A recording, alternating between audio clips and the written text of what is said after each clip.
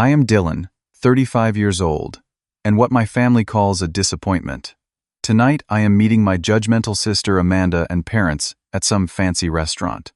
They think I am just a consultant, struggling to make ends meet after leaving the military early. If they only knew my actual rank and what I really do, I hope for a peaceful dinner. But my sister always finds ways to remind everyone how successful she is compared to my apparent failures. Before I continue this story, let me know where you are watching from and hit that subscribe button. You will not want to miss how a simple family dinner became the moment my sister finally learned who I really am. Growing up, Amanda and I were actually close, despite being 4 years apart. We would spend hours playing war games in our backyard, building forts out of cardboard boxes and pretending to command imaginary troops. I would always let her win, something she never knew. Those were simpler days before expectations and achievements began to define our worth in the family. School was where the differences started becoming apparent. I was an average student, mostly B's, with the occasional A in subjects that interested me like history and political science. Amanda, however, excelled at everything she touched. Straight A's, student council president, debate team captain, and valedictorian of her class. Our parents displayed her trophies prominently in the living room, while my few sports medals gathered dust in a drawer.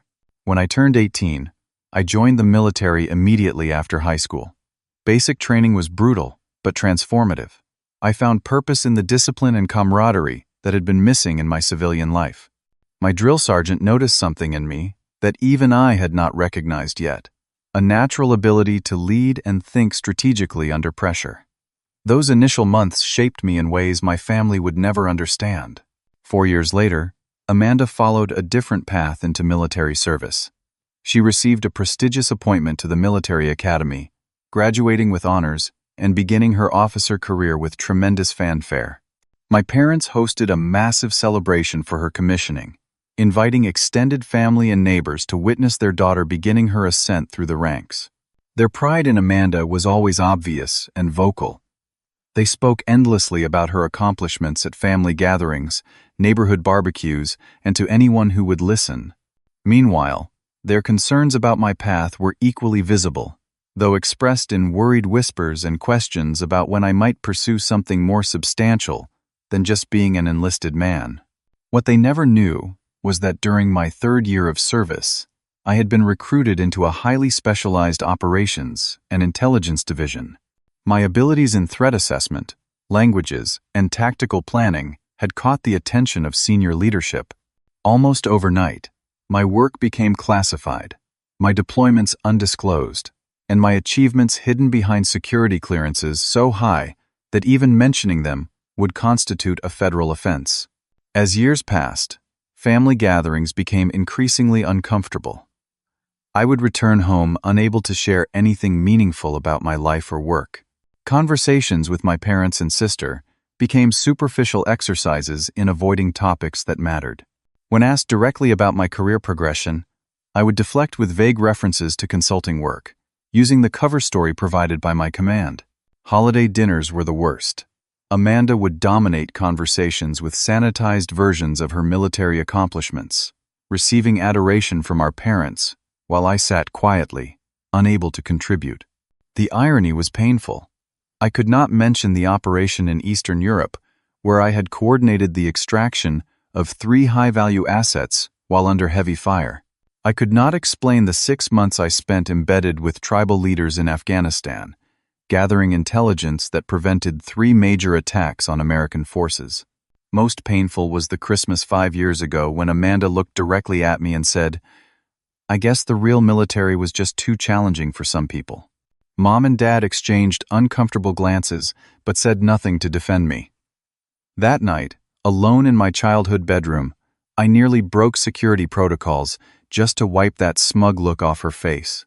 Instead, I requested fewer leave days and found reasons to miss family events. The mission that earned me my general rank happened 3 years ago. Our intelligence group had uncovered plans for a sophisticated attack on multiple European diplomatic targets. Over 8 grueling weeks, My team and I worked through complex layers of disinformation, identified key operatives, and coordinated with international partners to neutralize the threat without public knowledge. 3 times during the operation, I found myself in situations where survival seemed unlikely. Once, I spent 14 hours hiding in a storage compartment barely larger than a coffin, controlling my breathing while hostiles searched the building. When it was over, I was promoted in a classified ceremony attended by the highest levels of military leadership and intelligence directors. My parents received a vague notification that I was continuing my consulting work abroad. Amanda sent a text asking if I had considered going back to school to get a real career. Currently, I work in an unmarked office building in Virginia, coordinating intelligence operations that span 5 continents. My civilian cover remains intact, and I live in a modest apartment despite a salary and rank that would allow for much more. Maintaining appearances has become second nature, though the cost to family relationships has been steep. The constant dismissal of my life choices by those who should support me unconditionally has created a wound that never quite heals. The call from my mother came on Tuesday afternoon, while I was reviewing intelligence reports from our Southeast Asian station. "Dillon, we are having dinner with Amanda and some of her colleagues on Friday. That new restaurant downtown, the Capitol Grill. 7 o'clock sharp. Please try to be punctual this time. No hello. No asking if I was available. Just an instruction poorly disguised as an invitation." I considered making an excuse, but realized I had already missed 2 family events this year. "Will Amanda be bringing anyone special?" I asked, trying to gauge what I was walking into. "Just some colleagues from her unit. She has big news apparently." My mother sounded excited in that particular way reserved for Amanda accomplishments. I need not clarify whose colleagues these would be. In our family, military connections always meant Amanda, never me. "I will be there," I promised, already dreading the evening. After hanging up, I stared at the classified documents on my desk, finding it darkly amusing that I would go from this to being treated like an underachieving child in the span of 3 days. Later that afternoon, my secure line rang. "General Dillon, please remember the absolute confidentiality requirements of your position, especially around military personnel outside your clearance group." The formal reminder from Colonel Reynolds, my security officer, was standard procedure before any interaction with family connected to military service. "I understand, Colonel. Maintaining cover is second nature now." What I did not say was how much it still hurt to sit silently while my sister basked in recognition I would never receive. Friday evening arrived too quickly. I chose my clothing carefully, selecting an outfit nice enough for the upscale restaurant but deliberately less polished than what people would expect from someone of my actual position. A slightly rumpled button-down shirt, decent slacks, and casual shoes completed the look of someone moderately successful but not exceptional. I deliberately avoided the military precision in my appearance that had become instinctual over the years. The Capitol Grill was pretentious in that specific way that appeals to people wanting to display their status. Crystal chandeliers hung from coffered ceilings, and servers in formal attire navigated between white-clothed tables. I arrived exactly at 7, noting immediately the tables of military officers in the far corner, likely from the nearby base. I adjusted my posture to appear slightly less commanding, a habit developed over years of maintaining my cover. My parents had already arrived, seated at a large table clearly selected to accommodate Amanda and her guests. My mother offered her cheek for a kiss, while my father gave me a firm handshake that stopped just short of warmth. "You look well, son," he said with the slight reservation that had characterized our interactions since I joined the service. "Work keeping you busy?" my mother asked, her standard opening that never expected a substantive answer. Before I could respond with my usual vague affirmation, Amanda arrived with 3 uniformed officers in tow. At 31, my sister had maintained the athletic build and confident posture that had always made her seem larger than her actual 5'7" frame. Her dark hair was pulled back in a regulation bun, and though she was in civilian clothes, everything about her screamed military. The officers with her, 2 men and a woman, All carried themselves with the self-assured air of people accustomed to respect. Amanda introduced her colleagues Lieutenant Colonel Thompson, Major Garcia, and Captain Lewis, with obvious pride before turning to me with a significantly cooler tone. "And this is my brother, Dillon. He used to be in the service, but now he does consulting or something." Her dismissive wave in my direction made it clear how little she thought of my career. The group exchanged pleasantries as we took our seats. I noticed the maitre d' approaching with unusual deference, his eyes lingering on me momentarily longer than normal. He had served in intelligence years before, and likely recognized me despite my civilian appearance. I gave him the slightest shake of my head, and he smoothly transitioned to professional courtesy without acknowledging our connection. "So, Dillon," Amanda said once we were seated, "can you even afford this place?" Her question landed exactly as intended, in the uncomfortable silence that followed the servers presenting menus. I felt my parents shift uncomfortably as the military guests exchanged surprised glances at her rudeness. I maintained a neutral expression, while mentally recalling the time I had authorized a $20 million covert operation from a satellite phone while hiding in a desert cave. "I think I can manage," I replied simply, picking up the wine list to signal the end of that particular conversation. The server approached to take our drink orders, and I noted his slight double-take when he saw me. Another veteran who recognized me but could not place why. I ordered a simple scotch, neat, while Amanda made a show of selecting an expensive bottle of champagne, mentioning something about celebrating.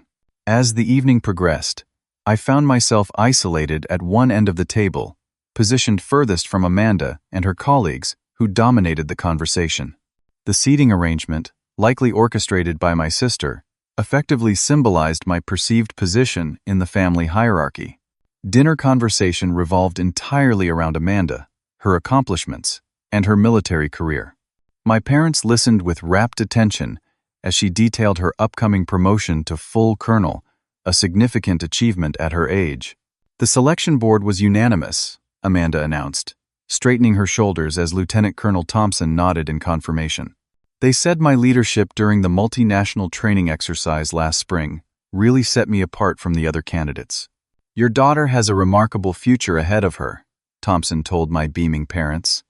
"I have served with many officers, and few have her combination of technical expertise and leadership ability." I took a sip of scotch, letting the burn distract me from the familiar feeling of invisibility.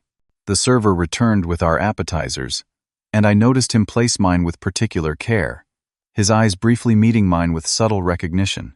"So, Dillon," Major Garcia turned to me with what seemed like genuine curiosity, "what exactly does consulting work involve for someone with your background?"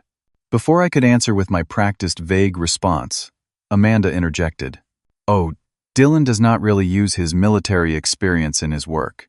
He was just in for a few years in some administrative role, right?"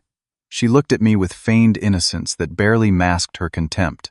"I work primarily with private organizations on security assessments and strategic planning," I said carefully, the words practiced over years of similar questions. Amanda laughed, the sound sharp and dismissive. "Basically, he tells businesses where to put their security cameras and which locks to buy. Nothing classified or important." My father cleared his throat uncomfortably, while my mother busied herself arranging her napkin. Neither contradicted Amanda or defended me, their silence a familiar companion to these interactions. In my mind, I recalled the operation in Bahrain 2 years ago, where I had coordinated the evacuation of an entire embassy during a coup attempt, ensuring every classified document and piece of equipment was secured while extracting 37 American citizens without a single casualty. The president had personally thanked me in a secure briefing room afterward. "We have a big training operation coming up next month," Amanda continued, turning attention back to herself. "Multiple branches involved, about 2,000 personnel total. I will be commanding the Air Support Coordination Cell." Captain Lewis nodded enthusiastically. "It is the kind of operation that makes careers, very high visibility with the Joint Chiefs." I took another sip of scotch, recognizing the operation they were discussing. I had actually helped design parts of the exercise scenario based on real-world intelligence from my division. My team had spent weeks ensuring the training would prepare troops for actual conditions they might face while keeping classified tactics obscured from the scenario. Amanda launched into a detailed explanation of the exercise parameters, occasionally glancing at me to ensure I recognized how important her role was. I maintained an expression of polite interest while mentally correcting several points in her briefing that were inaccurate due to her limited clearance level. The truth was, I had access to the complete operational plans for every major military movement worldwide. The irony of her condescension was almost painful. "Remember when Dillon wanted to join Special Forces?" Amanda said suddenly, turning to our parents. "They rejected his application within a week. I guess they could tell he could not cut it." My mother winced visibly at this direct attack, but my father merely nodded, accepting Amanda's story as truth. What they did not know was that my Special Forces application had been a cover for my transfer into intelligence operations, deliberately designed to be rejected publicly while I received specialized training that few in the military even knew existed. I noticed a server across the room staring at me with an expression of confused recognition. He whispered something to another staff member, both glancing in my direction. I shifted uncomfortably, wondering if my cover was at risk. Meanwhile, Amanda had launched into a speech about sacrifice and service, her voice carrying to nearby tables. "The thing about real military service is commitment," she said pointedly. "Some people just are not willing to make the hard choices and sacrifices required to excel. They take the easy path." The implication was clear, and I felt a familiar anger rising. For a moment, I considered excusing myself, stepping away from the table, and the years of accumulated disrespect. My phone vibrated in my pocket, a text from my commanding officer. "Stay in position. Security concerns at restaurant location. Maintain cover." My training kicked in immediately. The message could mean surveillance, potential threats, or simply that my superior had been alerted I was dining in proximity to military personnel. Regardless, I was now on duty in the middle of this family dinner. While maintaining my outward appearance of calm disinterest, my mind switched to operational assessment. I scanned the restaurant for potential security concerns, noting exits, suspicious patrons, and the positions of Amanda military colleagues. 3 years ago, I had been trapped in a collapsed building after an explosion during an operation in Syria. For 26 hours, I maintained position, half buried in rubble, coordinating the extraction of my team via satellite phone while ignoring my own injuries. That experience had earned me one of my first major commendations and contributed to my eventual promotion to general. Now, as Amanda detailed another of her professional triumphs to our captive audience, I felt a similar sense of isolation and determination. The difference was that in Syria, I had been respected by those who knew my real identity. Here, surrounded by family, I was defined entirely by their misperceptions. "I never considered that Dillon would have trouble adjusting to civilian life," Amanda said to Lieutenant Colonel Thompson, as though I were not sitting at the same table. "He always struggled with structure and discipline." I suppressed a bitter laugh. My daily life was governed by security protocols and operational discipline that would make Amanda's rigid military structure seem casual by comparison. The missions I oversaw required precision planning that accounted for hundreds of variables and contingencies, often with lives hanging in the balance. Amanda continued, "I always knew from our childhood games that I was better suited for military leadership. Dillon just did not have that command presence." I took another drink, remembering the time I had directed a joint task force of 64 operatives across 3 countries during a hostage recovery operation. The Secretary of Defense had personally commended my command decisions under extreme pressure. The weight of these secrets, carrying them year after year while enduring my sister belittlement, created a conflict within me that was becoming increasingly difficult to manage. Part of me desperately wanted the recognition I had earned. Another part recognized the importance of my cover and the oath I had taken to protect classified information regardless of personal cost. As the main course arrived, I noticed the restaurant manager approaching our table with an unusually serious expression. Behind him, several military security personnel had appeared near the entrance, their alert posture indicating the arrival of someone significant. "Ladies and gentlemen," the restaurant manager announced with practiced smoothness, "I wanted to inform you that Commander Jackson has just arrived. We will be seating his party in the private dining section." Amanda straightened immediately, her expression shifting from smugness to excitement. "Commander Jackson? The Commander Jackson? He rarely comes to civilian establishments." Her colleagues showed similar reactions, suddenly checking their appearances and postures. Even my parents seemed to pick up on the significance of this arrival, though they clearly did not understand who Commander Jackson was. "He oversees our entire regional command," Amanda explained to my parents, her voice hushed with reverence. "He is practically a legend.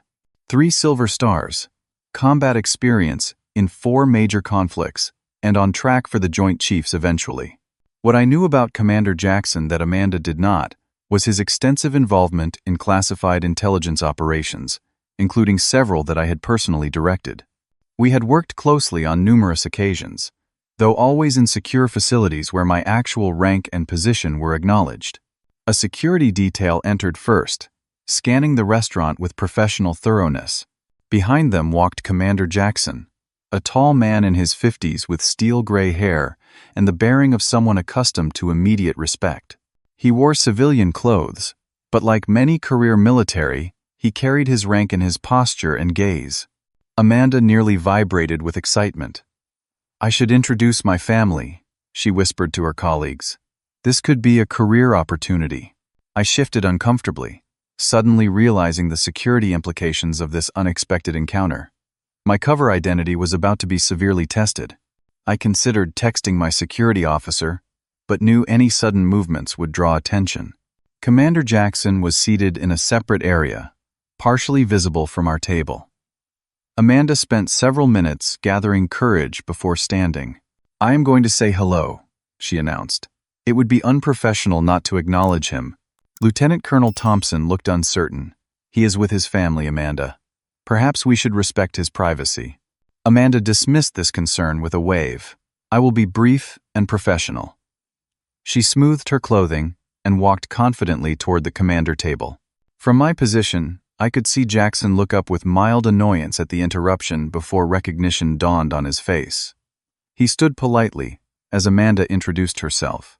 I could not hear their conversation, but his professional smile and nod suggested standard pleasantries. Then Amanda gestured toward our table, clearly mentioning her family.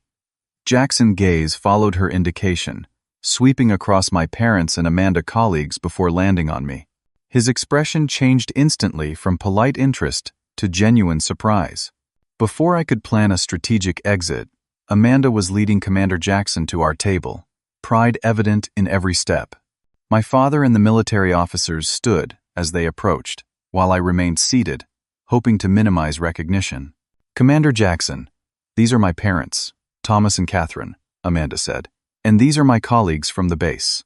Her introductions continued, but Jackson's attention had fixed on me, his brow furrowed in confused recognition.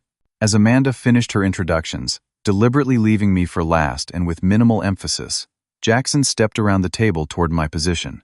I stood slowly, preparing for the inevitable. "And my brother Dillon, who used to be in the service," Amanda said dismissively.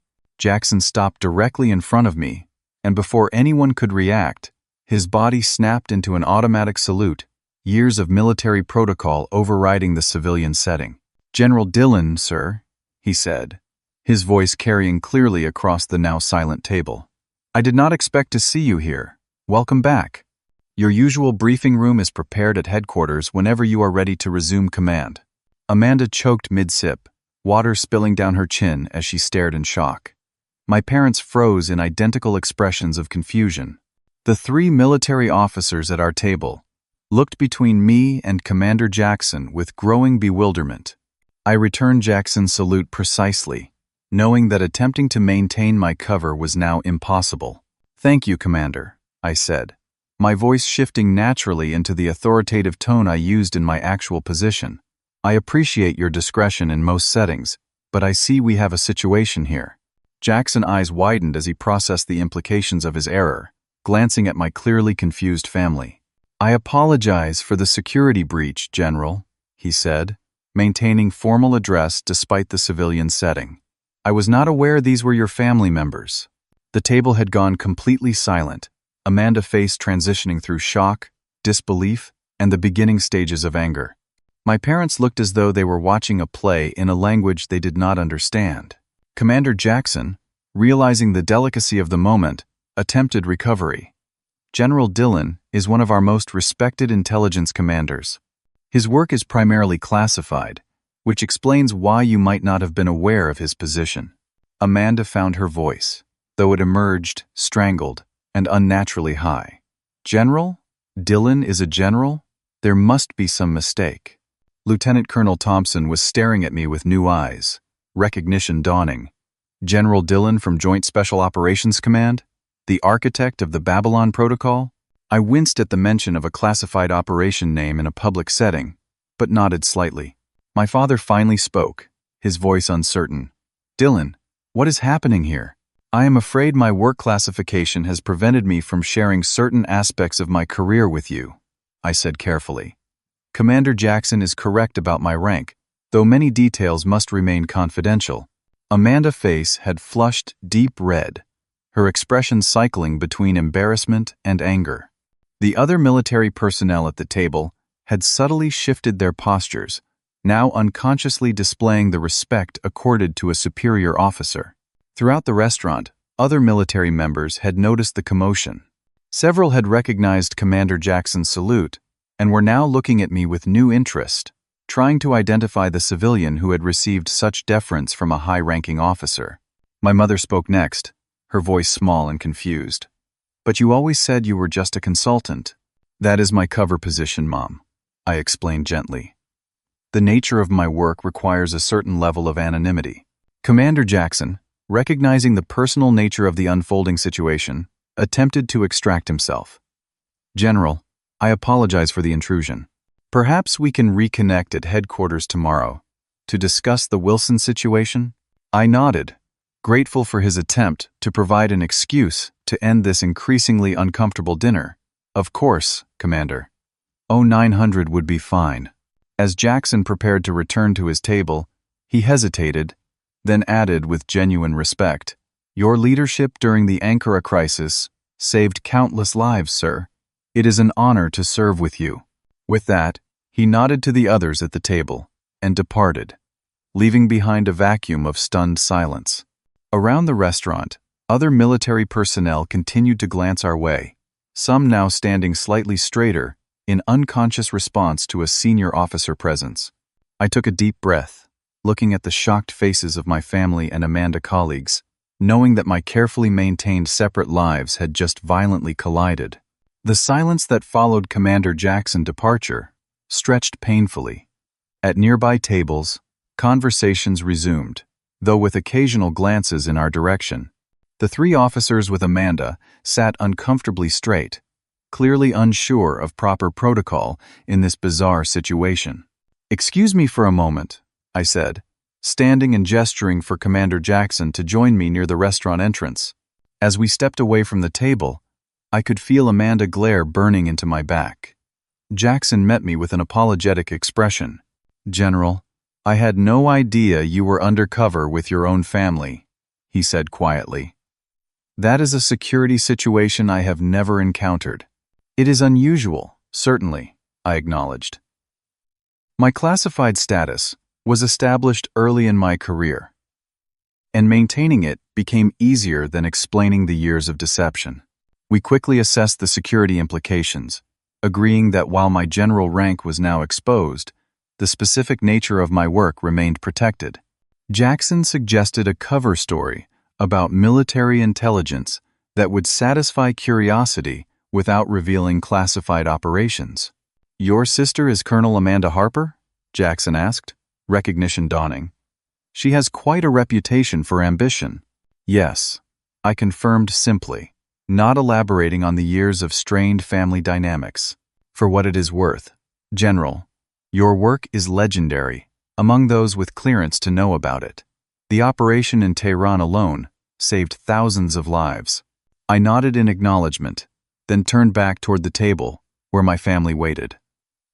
Jackson returned to his party, while I prepared to face the consequences of this unexpected revelation. When I returned to the table, Amanda immediately launched her attack. "What kind of sick game have you been playing?" she demanded, her voice low but intense. "You have been lying to all of us for years?" I sat down calmly, noting that the other officers were now watching me with a mixture of curiosity and new respect. "Not lying, Amanda. Operating under necessary security protocols," I corrected her gently. "Most of my work is classified at levels that prevent me from discussing it with anyone without appropriate clearance." My father leaned forward, confusion still evident in his expression. "So, all these years when we thought you were struggling with your career, I have actually been advancing through the ranks in specialized operations and intelligence," I confirmed. "The nature of my work requires anonymity." Amanda colleagues were now treating me with noticeable deference. Major Garcia, who had earlier dismissed my consulting work, now sat straight in his chair, addressing me as sir when asking for the salt. This only seemed to fuel Amanda anger. "So you just sat there for years, letting us believe you were a failure? Letting me believe I was the successful one? How could you be so deceptive?" I regarded my sister carefully, recognizing the real source of her anger. It was not my deception that bothered her most, but the sudden reversal of our perceived positions in the family hierarchy. "Would it have changed anything if you had known?" I asked quietly. "Would you have treated me with more respect if you had known my rank?" Our parents exchanged uncomfortable glances, clearly recognizing the truth in my question. They had witnessed Amanda's dismissive attitude toward me for years without intervention. "That is not the point," Amanda insisted, her voice rising. "You deliberately misled us all." Lieutenant Colonel Thompson cleared his throat uncomfortably. "Colonel Harper, perhaps this is a family matter best discussed privately." Amanda ignored him, her focus laser-sharp on me. "What else have you been hiding? Are you even living where you say you are? Is your whole life a lie?" I maintained my composure, years of high-pressure situations having prepared me for far worse than family conflict. "My address is real, Amanda. My cover needs to be comprehensive and consistent. What is not a lie is that I have served our country to the best of my ability, just as you have." My calm response only seemed to infuriate her more. She stood abruptly, her chair scraping loudly against the floor. "I cannot believe this. All these years of feeling sorry for you, of defending you to colleagues who wondered why my brother could not succeed in the military, and you were what? Laughing at me behind my back?" "I never laughed at you, Amanda," I said firmly. "I was proud of your accomplishments. The fact that I could not share mine does not diminish that." My mother reached for Amanda's arm. "Honey, please sit down. People are watching." Amanda jerked away from her touch. "Let them watch. My brother has been playing us all for fools for years." Captain Lewis, looking increasingly uncomfortable, attempted to defuse the situation. "Colonel Harper, perhaps we should continue this evening another time." My sister ignored him, her focus entirely on me. "How high is your security clearance exactly?" "Higher than mine, obviously." I simply nodded, not elaborating. "And all those times you missed family events? Those were not really consulting jobs, were they?" "No, they were not," I admitted. "They were operations I cannot discuss." Amanda's face flushed deeper. "So while I was sharing every promotion, every achievement with the family, you were what? Secretly outranking me the whole time?" The situation was deteriorating rapidly. Around the restaurant, other diners were beginning to notice the confrontation. I needed to end this public scene before it attracted even more attention.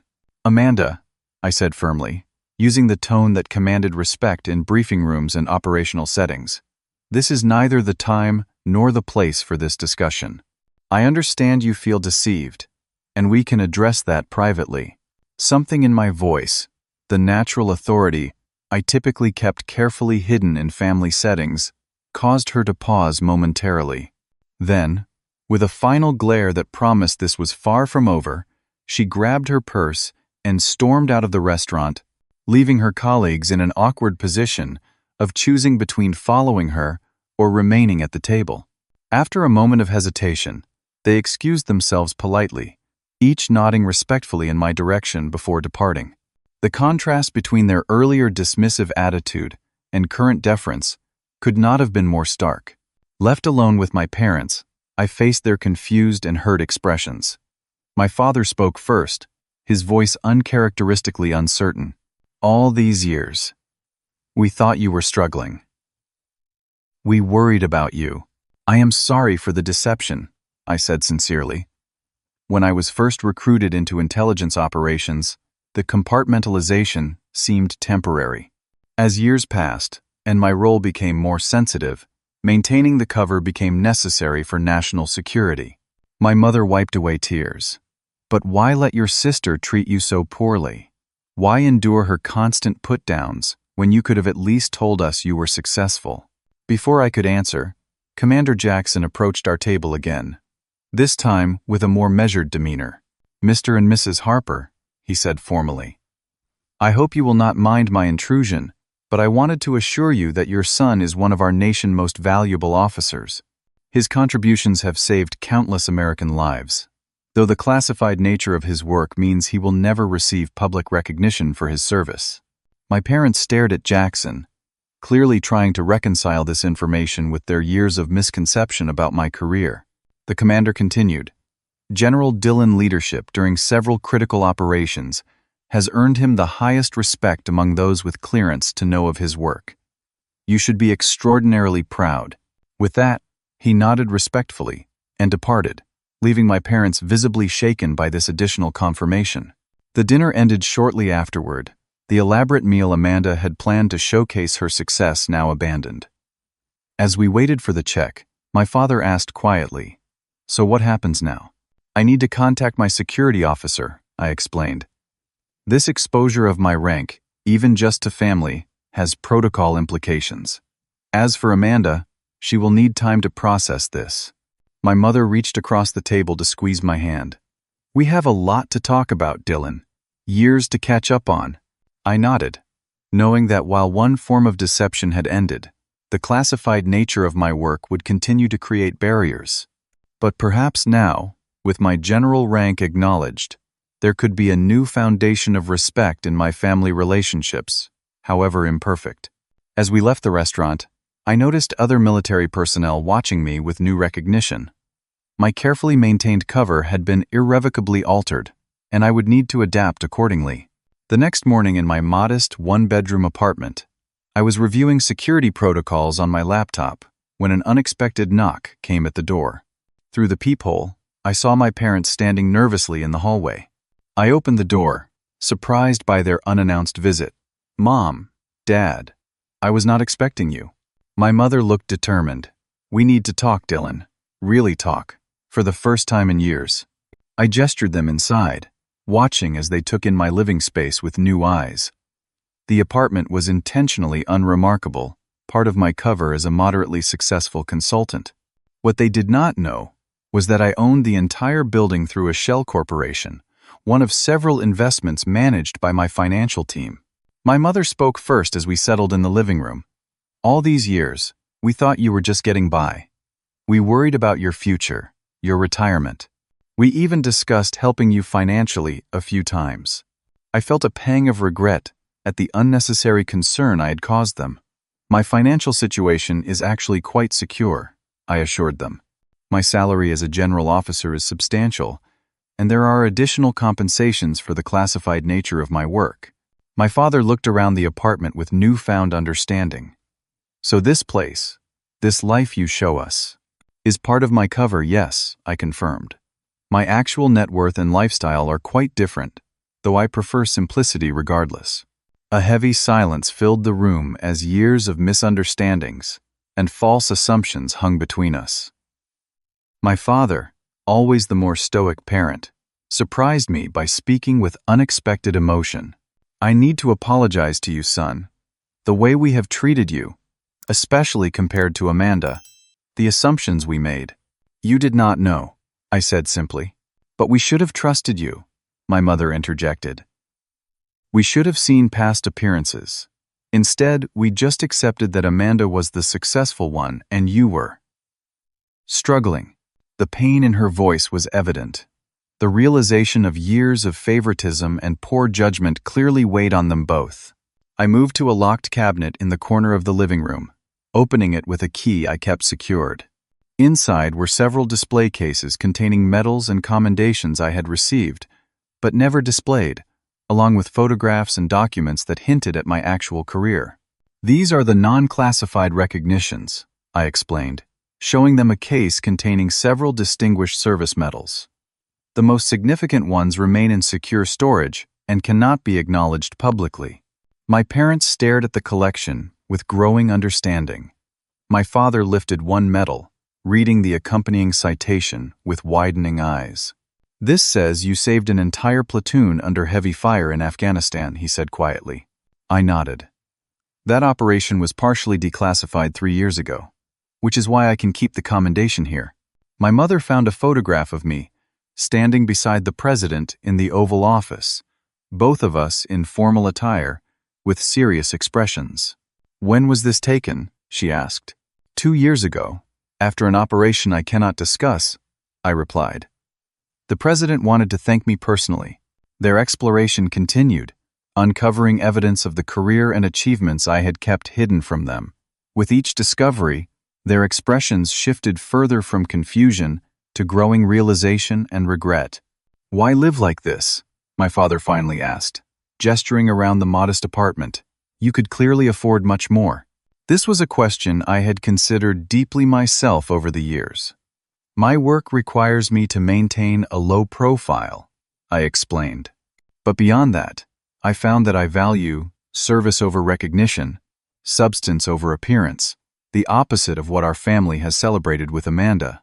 The pointed observation hung in the air, uncomfortable but necessary. My parents exchanged glances, acknowledging the truth in my words. My phone rang, interrupting the moment. The caller ID showed my superior officer. I excused myself to take the call, speaking briefly about security protocols and confirming a meeting later that day. When I returned, my mother was wiping tears from her eyes. "All these years, we have been so proud of Amanda's accomplishments, so vocal about her success, and you were silently serving at a higher level, unable to even tell us. It was my choice to continue in this role, knowing the limitations it placed on my personal life," I reminded them. "I do not regret my service."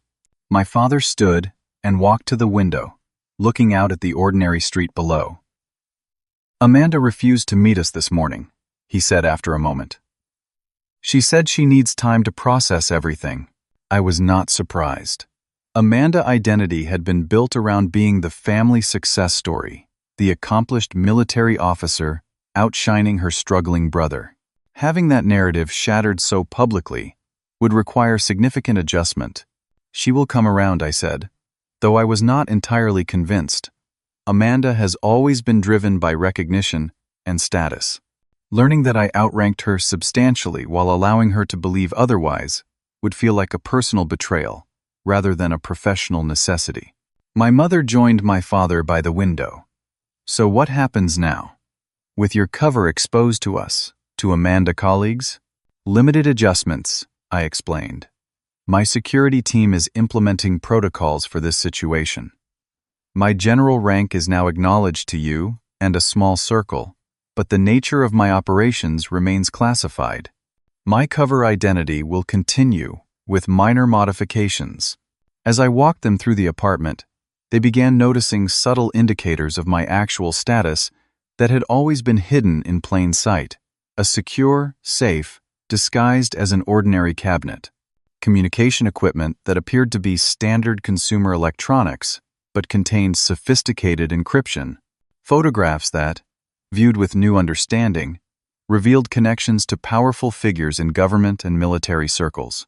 For the first time, my parents were seeing glimpses of my actual life, the career and person I had become, while maintaining a carefully crafted alternate identity with them. It was both liberating and painful, this partial revelation of truth after years of necessary deception.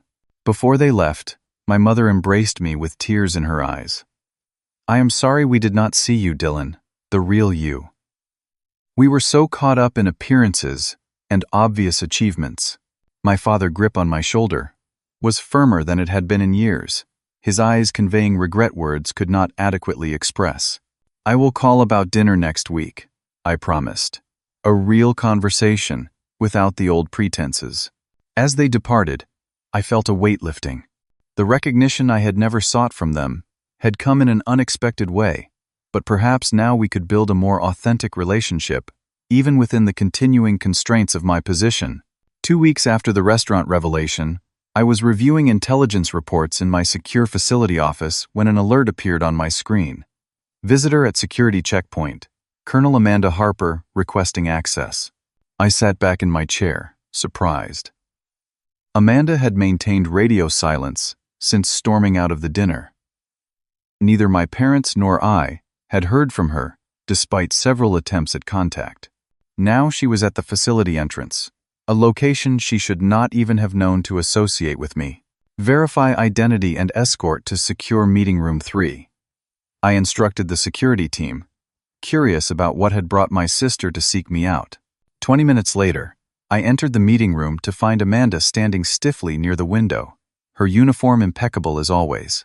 She turned as the door closed, her expression a complex mixture of anger, confusion, and something else I could not immediately identify.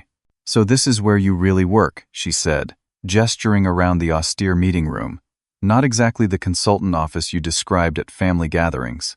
"One of several facilities," I confirmed, taking a seat and gesturing for her to do the same. "How did you find me here?"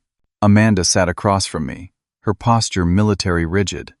"I asked Commander Jackson for information about contacting you. He was surprisingly forthcoming once I explained that I am your sister. I made a mental note to review security protocols with Jackson team. Even family connections should not bypass standard procedures so easily." We sat in uncomfortable silence for several moments before Amanda finally spoke again, her voice tight with controlled emotion. "Do you have any idea how humiliating that dinner was for me?" I considered her question carefully. "I understand it was a shock to have your understanding of our relative positions suddenly reversed." "A shock?" she repeated incredulously. "I have spent years building my career, earning every promotion, proudly sharing each achievement with our family, all while feeling sorry for my underachieving brother, who could not hack it in the real military. Then, I discover you have been a general all along, outranking me while pretending to be some struggling civilian." I maintained a neutral expression.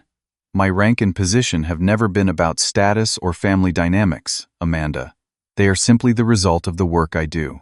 "But why?" she demanded, leaning forward. "Why let me believe otherwise? Why endure years of my assumptions, and yes, my condescension?" It was an honest question that deserved an honest answer. "Initially, it was simply operational security," I explained. "As time passed and my work became more classified, maintaining my cover identity became more than just protocol. It became a test of my commitment to service over recognition." Amanda shook her head in disbelief. "You could have at least told our parents.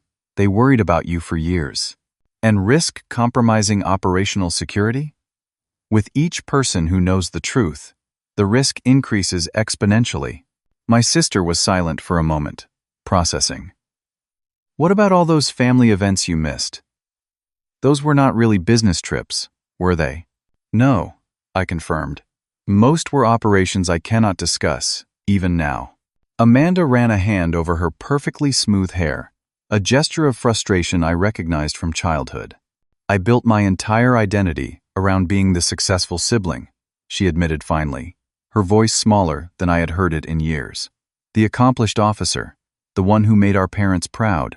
I leaned forward, recognizing the vulnerable admission for what it was. "You are an accomplished officer, Amanda. My position does not diminish your achievements. But you outrank me, significantly from what I have gathered," she said with a bitter laugh. "All those times I talked down to you about military matters were times I chose not to correct you because my cover was more important than my ego." I finished for her. "It was not about competition for me, Amanda. It never has been." She studied me with new eyes, as though seeing me clearly for the first time in decades. "What do you actually do? I mean, as much as you can tell me." I considered how to answer within security constraints. "I oversee intelligence operations that identify and neutralize threats to national security. My teams work globally, often in situations where failure means American lives lost." "And Ankara?" Jackson mentioned an Ankara crisis. I shook my head slightly. "That remains classified. What I can tell you is that the operation prevented significant loss of life."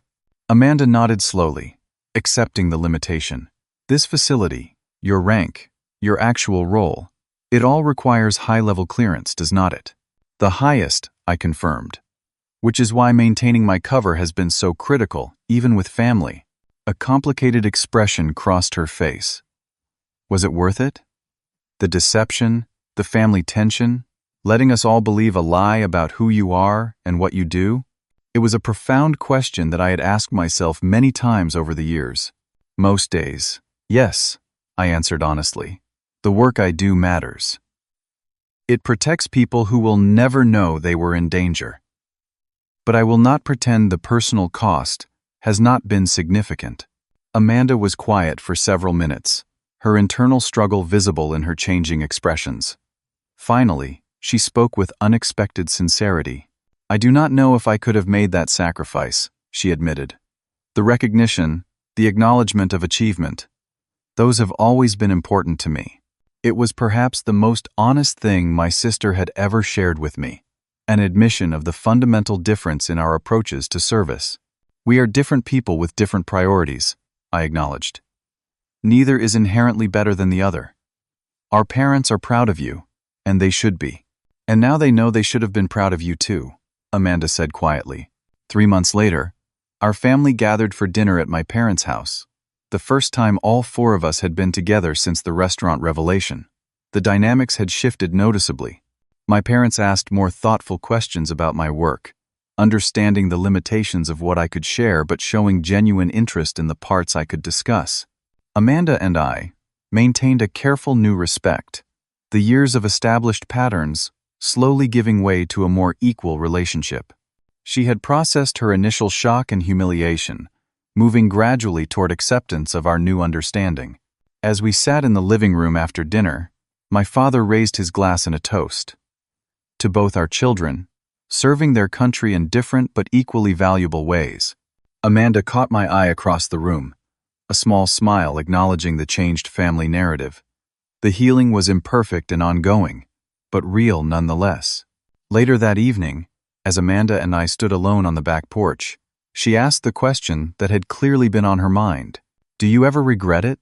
The years of deception, letting us believe you were less than you are?" I considered carefully before answering. "I regret the hurt it caused, especially to Mom and Dad. But the work itself, the choice to serve in shadows rather than spotlight? No, I do not regret that." Amanda nodded, accepting my answer with newfound respect. We were now collaborating on a joint military project, her public leadership complementing my behind-the-scenes strategic direction. Our different strengths had proven surprisingly complementary once we moved past the competition that had defined our relationship for so long. The journey from that explosive dinner to this new understanding had been challenging, forcing each of us to confront uncomfortable truths about ourselves and our family dynamics. For Amanda, it meant recognizing how much of her identity had been built on external validation and perceived superiority. For our parents, it meant acknowledging their role in creating an environment where achievement was measured in visible accolades rather than inherent value. And for me, it meant accepting that while my choice to serve in secrecy was necessary, in the wall it created between my true self and my family had exact a price on all of us. Have you encountered a situation where appearances led to completely wrong judgments? When have you discovered that someone you underestimated was actually extraordinary? Let me know in the comments below. And do not forget to like, subscribe, and share this video with someone who needs to hear that we should never judge others based on limited information. Thank you for listening to my story. And remember, sometimes the most impressive people are the ones who never feel the need to tell you how impressive they are.